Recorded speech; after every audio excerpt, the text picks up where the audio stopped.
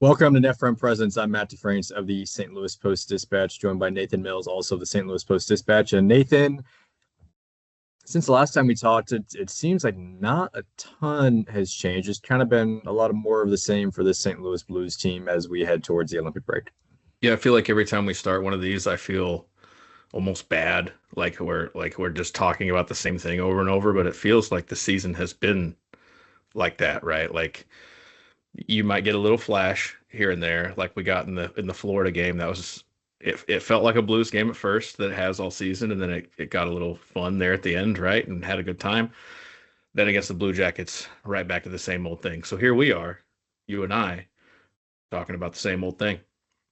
Yeah, and this recent run where they've got one win in their last 7 games, like I think everyone at this point in the season isn't all that upset. I mean, the players and the coaches, I'm sure, are, but if you're an onlooker, if you're a fan, you kind of see where the standings are and you say, a regulation loss where some guys played well, not the worst thing in the world.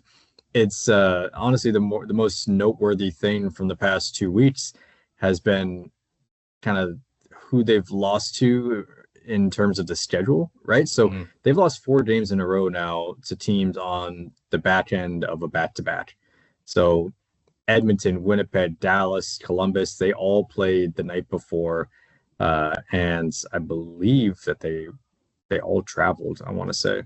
And the fact is that the Blues lost all 4 of those games when they were rested and the other team was not. And they came out and some of those games were competitive.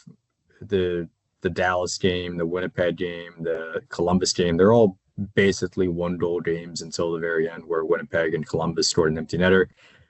The Edmonton game obviously was not competitive, but it was struck me after the Columbus game, the some of the quotes from Braden Shen and Jim Montgomery were that, we thought that it was going to be an easy night and we're hoping for things to go right instead of kind of making things go right. So when you hear that kind of stuff, it leads you to kind of wonder what the mindset is heading into those games where it's a tired team supposedly, and it just hasn't gone the way for the Blues.